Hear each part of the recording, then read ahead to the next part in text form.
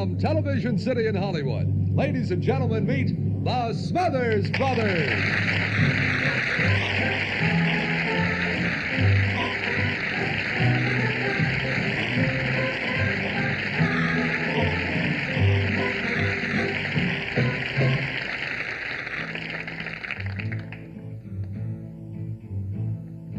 From the land of Gitche-Gumee, by the shining Dixie waters, stood the wigwam of Nakoma and the little Hiawatha. Ladies and gentlemen, in honor of the very first Thanksgiving, my brother Tom would like to sing for you a few bars of an old and very authentic Indian folk song. Take it away, Tom.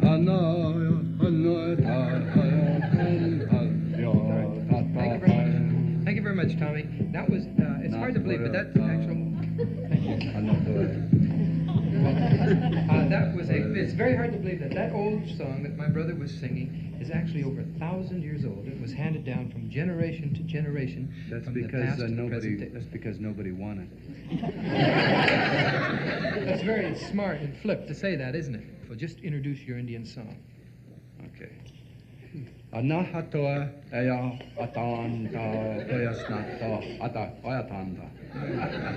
What are you doing? What are you doing? I'm introducing the song. Well, why don't you introduce it in English?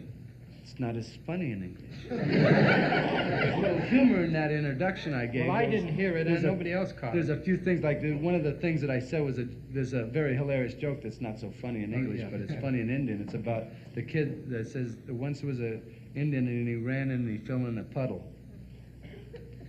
It's not very funny, is it? Listen to it in Indian. Anato awatata to anata wada.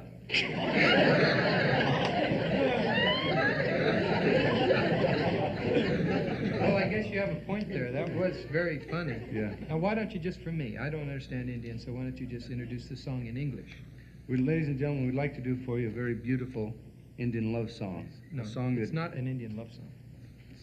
it's a hate song, an Indian hate song. It's not an Indian hate It song. is so either. an It's not a Indian- hate song. Yes, it is. Tommy, come on, do it. It's about Hiawatha, Right. and Hiawatha hated people, and he went around kicking them in the shins.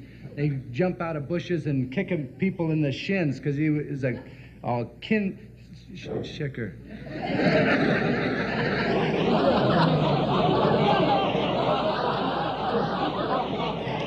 Boy, was I lucky. Well, I hope Hiawatha was just as lucky, Tommy. Well, he Now, for jumped your out of information, bushes. He was not Whop, a whop. shin kicker. Yes. He was not a shin kicker. He was a shin kicker. He was not even known as an occasional shin kicker. You see, he didn't go around doing that. Yes, he did. He did not. What are you doing, trying to protect the Indians? I'm not trying to protect Hiawatha or the Indians. I admire them both. I think Hiawatha was a great man, and I admire the Indian culture. And I give them credit where credit is due. Do you have any glimmer of the fact that our early settlers would not have survived without the help of the friendly Indians? Does that bypass your brain? Yes, it does. You know what they helped? They gave them corn, taught them to cultivate the fields and to plant corn and to have food. They gave them turkey. They gave them tobacco. Tobacco? Yes. Boy, those Indians knew what they were doing. You paleface, you smoke 'em tobacco. I'll introduce it myself. This is a ritual song sung by a young brave as he would ascend a very high and dangerous mountain. A young brave in poverty going into puberty. No. A young man I think the word you're looking for is puberty. A young brave in puberty going into poverty. It's a young man in puberty going from puberty to manhood. I thought it was poverty. No, the word's puberty. Go ahead. Well, what is puberty? What do you mean, what is puberty? So, well, you asked me what it was. What is? I didn't ask you what it was. Well, what is puberty? Well, this isn't the time or the place. Well, what is puberty? What is it? Is it something I'll be going through pretty soon? Well, put it that way, I don't think so. Well, tell If me. you missed it the first time around, you'll get.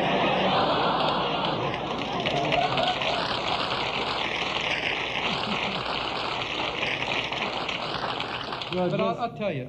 I don't think this is the time or the place. But if, Well, if it's that important well, to you, you I'll made- tell you. you made a big Come scene here. out No, of it. all right. Tell me what it... Tell me this. 12 years old? Mm-hmm. That's the time, huh? You're kidding. That's the place? What's that you do? I think this is just enough of this stuff. Let's just go on with the story, okay? The Indian story. Hiawatha, the story we are going into, climbs a very high mountain to face the big test. And he goes up on the mountain, and he stands on the mountain as the setting sun is setting. He raises his arms, and he says, "Hold it, son." He does? Why would he say, hold it, son? Because Indians are afraid of the dark. Oh, get out. That is ridiculous. He didn't say, hold it, son, because they're not afraid of the They dark. are so I know. afraid of the dark. Why would they be? Why would a brave meaning brave man, why would he be afraid of the dark? Because of the fact that they're afraid of the dark. I think we've been there before. Yeah. Why are they afraid of the dark? Because Hiawatha hides in the dark and he jumps out and kicks people in the shin. Oh. Hi, I'm Hiawatha again. Whop! Okay. I think this is enough of this very intelligent conversation now, and we, since we did, this is a sort of a Thanksgiving show, you know, and since the Indians did invite the Pilgrims to the very first Thanksgiving, we thought we would return the gesture and invite an Indian to our Thanksgiving show. So, ladies and gentlemen, will you please welcome with me Semu Huaute.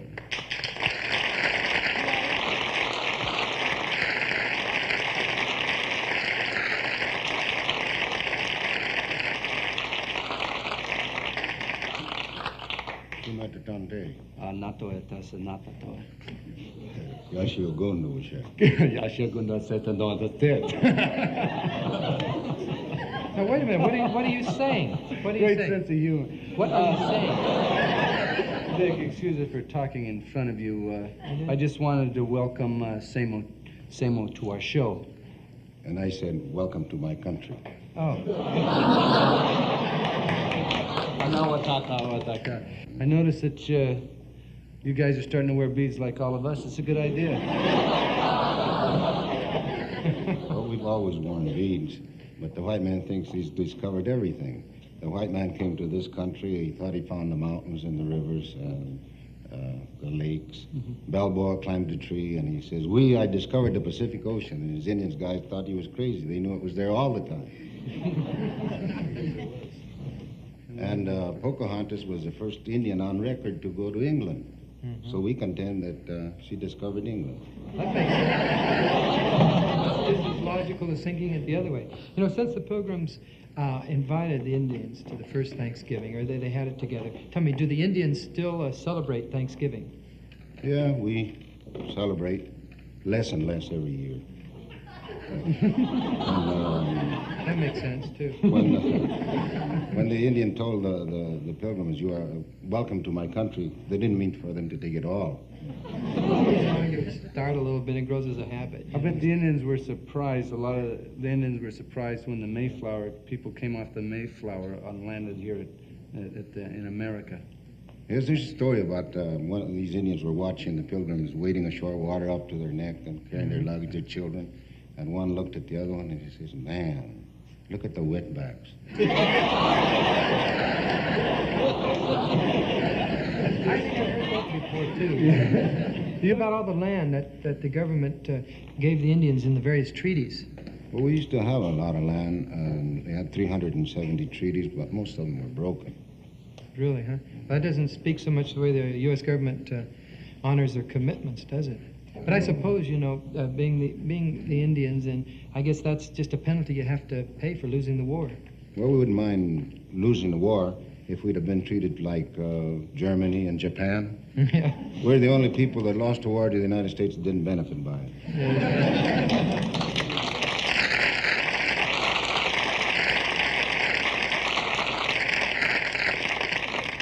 Semu, if you, as an Indian or the Indians, were given a magic lamp, you know, ato no ata ata ka no ata.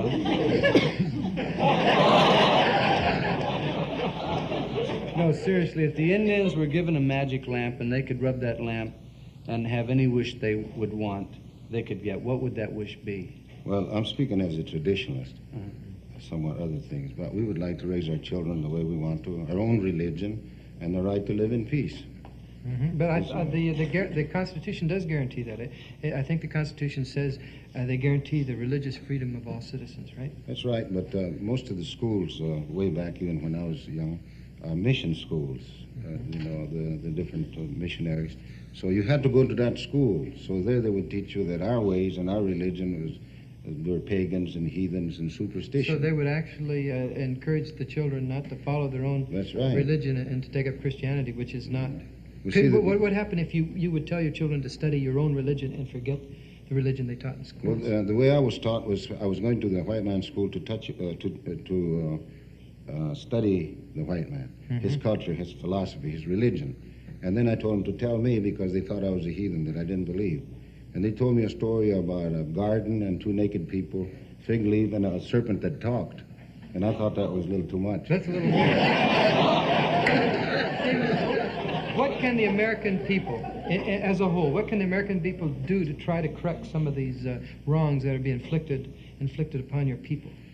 Well, they have to write to their congressman. But I have to warn them that they will get beautiful brochures and different beautiful beauty spots that they'll send them there that shows how well we got it.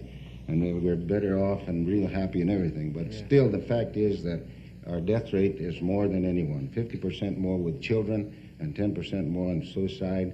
And that the average income of reservation Indians, the average through the government, I mean from the government, this information is $900 a year. So, I mean... So when you get down to it, the Indian has the least opportunity as any people living in the United States to succeed in life. Definitely. We invented the totem pole, but we're at the bottom. Yeah. Ladies and gentlemen, since we as a country owe our Thanksgiving to the Indians, we thought you might have been interested in knowing how we as a nation have thanked them for Thanksgiving.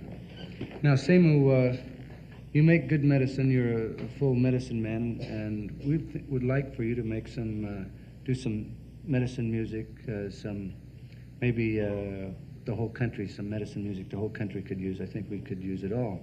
Okay. This song is to lift up your spirit, to make you feel good, and I mean, if you smile and you're happy, it drives a lot of things away. So it's kind of wild. Okay, Sock it to him.